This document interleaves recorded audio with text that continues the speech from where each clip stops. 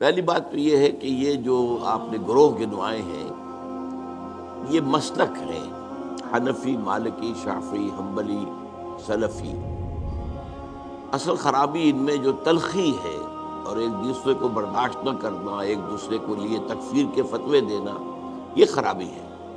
مسلکوں کے اختلاف میں کوئی خرابی نہیں ہے، اور یہ مسلکوں کا اختلاف بالکل سمجھ میں آ جاتا ہے کہ قرآن سے اور حدیث سے، سنت سے استنباط کرتے ہوئے ایک شخص ایک رائے نکالتا ہے، ایک شخص اسی سے دوسری رائے نکالتا ہے، اور یہ دونوں رائے ہوتی ہیں مبنی پر خلوص اور اخلاص۔ مثلا میں آپ کو ایک واقعہ سناتا ہوں۔ ہمارے ایک بزرگ تھے ڈاکٹر عثمانی مرحوم، ان کے نام سے وہ ایک جماعت بھی حزب اللہ موجود ہے، وہ ایک علیحدہ مسئلہ ہے۔ انہوں نے ایک دفعہ درس دیا اور اس میں نماز باجماعت کے التزام اور پابندی کے لیے زور دینے کے لیے انہوں نے وہ واقعہ بیان کیا کہ حضور صلی اللہ علیہ وسلم جب مرض وفات میں مبتلا تھے تو ظاہر بات ہے کہ چند نمازوں میں وہ مسجد نبوی میں نہیں آ سکے اپنی بیماری کی وجہ سے۔ جیسے ہی ذرا طبیعت بہتر ہوئی تو آپ آئے، اور آپ نے اس وقت سہارا لیا ہوا تھا حضرت عباس رضی اللہ تعالیٰ عنہ اور حضرت علی رضی اللہ تعالیٰ عنہ۔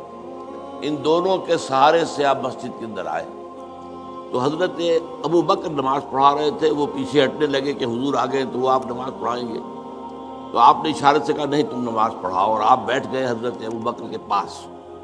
بہرحال باقی واقعہ میں بیان نہیں کر رہا، اس سے انہوں نے استنباط کیا کہ دیکھیے نماز باجماعت کی اہمیت یہ ہے کہ حضور اس حال میں بھی، جبکہ آپ چل بھی نہیں سکتے، بمشکل 2 افراد کا سہارا لے کر آ رہے ہیں، پھر بھی آپ نماز باجماعت میں شریک ہوئے۔ میں نے ان سے بعد میں عرض کیا کہ ڈاکٹر صاحب میں اس حدیث سے ایک اور نتیجہ نکالتا ہوں، اور وہ کیا ہے کہ نماز باجماعت سے صرف مریض ہی مستثنیٰ نہیں ہے، اس کے تیماردار بھی مستثنیٰ ہیں۔ حضرت عباس اور حضرت علی جو ہے وہ گھر کے اندر موجود تھے، مسجد میں تو نہیں آئے، وہ بیمار نہیں تھے، لیکن چونکہ وہ بھی حضور کے تیماردار تھے، حضور کی دیکھ بھال کر رہے تھے، تو گویا کہ ان کے لیے بھی اس وقت نماز باجماعت میں شریک ہونا لازم نہیں تھا۔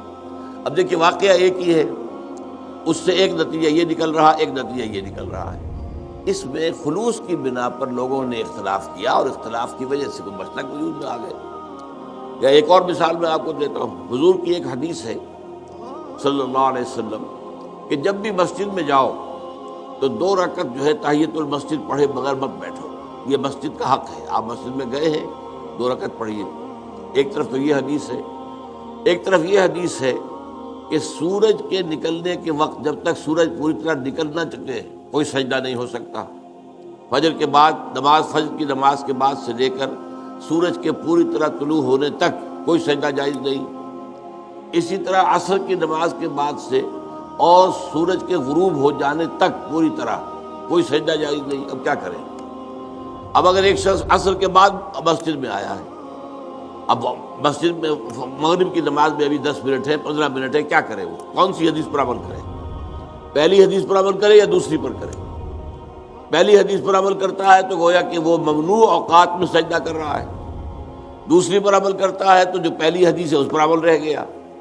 اب اس میں لوگوں نے اصول بنایا ہے کہ جہاں کسی چیز سے روکا جائے وہ زیادہ قوی ہے بنسبت اس کے جس میں حکم دیا جائے۔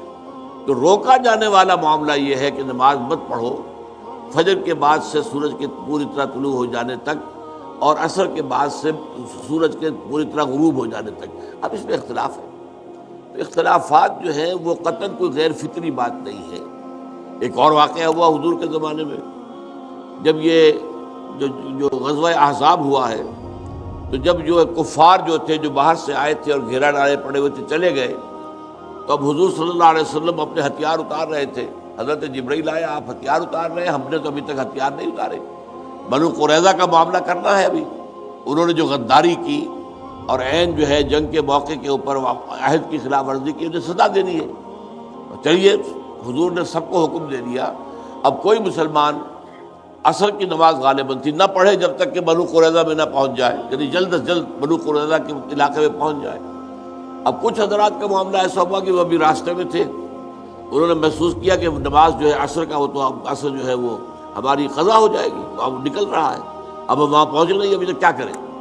کچھ نے کہا کہ نہیں صاحب کچھ بھی ہو، نماز قضا ہو یا نہ ہو، حضور نے کہا نماز مت پڑھو جب تک بنو قریظہ کے علاقے میں نہ پہنچ جاؤ، تو ہم تو نماز نہیں پڑھیں گے۔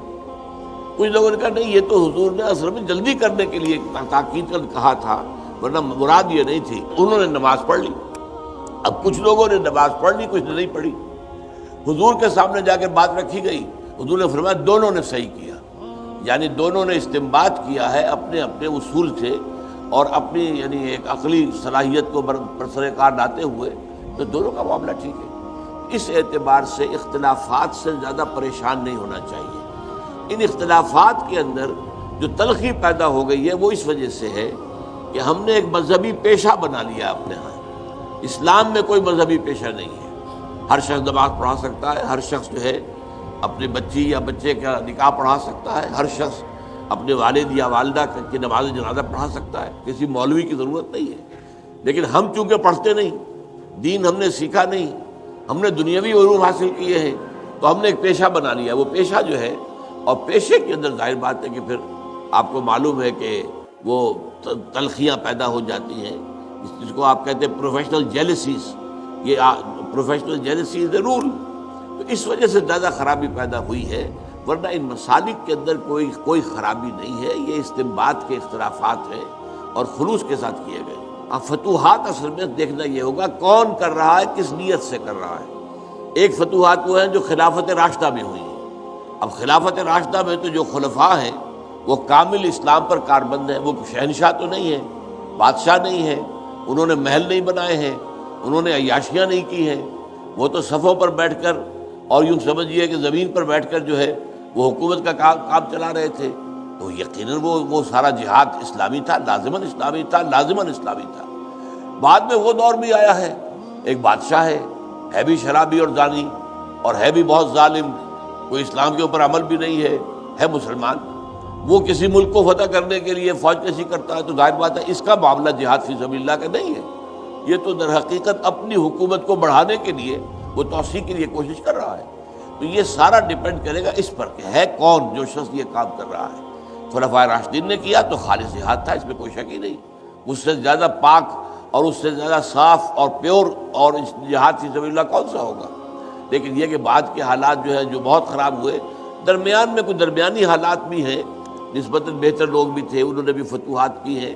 اب ان کا حکم بھی اب آپ چھوڑیے اللہ پر، ان کے جو نیتیں ہیں، اللہ تعالیٰ نیتوں کا جاننے والا ہے۔